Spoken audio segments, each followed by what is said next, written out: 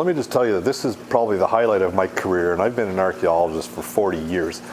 I can't truly imagine how my staff felt at the moment when they realized on the screen of the side scan sonar, they saw the wreck. They perceive it as winning the Stanley Cup. But as Ryan Harris says, the Stanley Cup is awarded every year. This was truly remarkable. They broke out in tears. I broke out in tears just hearing about it. The excitement was just enormous. The 4 gentlemen, crew, underwater archaeologists on the boat, they were jumping up and down. There was true exhilaration. It was remarkable. This, nothing like it. The ship was found in a location west of the Adelaide Peninsula where Inuit legends, Inuit stories said it should be there, west of the Adelaide Peninsula, and in fact that's where they found it. We don't know if it was drifted there in ice or whether it was actually conned, that is manned and brought there deliberately by the remains of the crew of Franklin. So in fact, one of the things that the divers want to do is see if they can help gather evidence to find out how it got there. For example, is there evidence that the rigging was in place, even though now it's fallen off? Was it used? What's the state of the coal deposits that were on board to fuel the locomotive engines that were specifically put into the Erebus and into the Terror to attempt to drive them through ice? We don't even know if those were used. So we're going to look for that kind of evidence. How did it get to be where it is? Right now, we're speculating. The bet is that in fact it was manned and brought there. Inuit stories are that they saw footsteps coming off the ship, a set of 4 footsteps and a set of 3 footsteps. They at one time saw smoke coming out of the smokestack. So it appears that there were people living on board.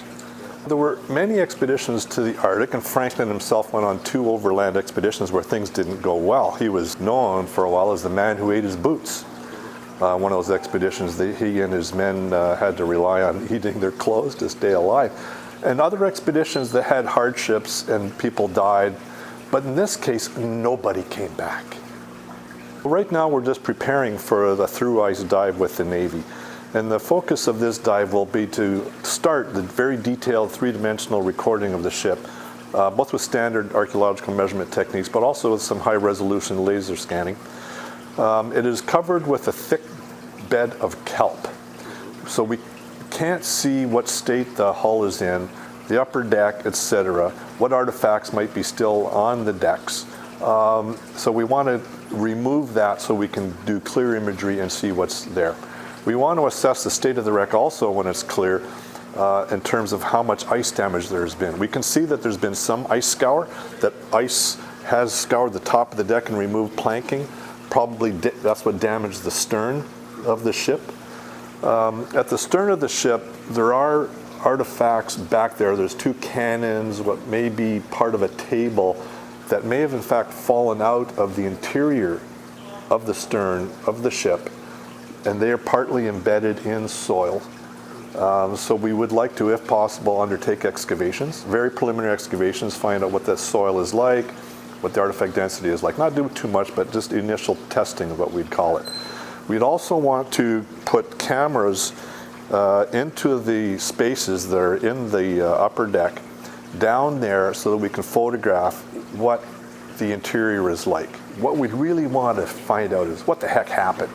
Is there an opportunity to find sealed canisters, ship's logs, some records that Franklin or the officers would have left? And they were very diligent about that. They were Navy officers. They left daily log, took daily records of their position, what was going on, state of the men, everything.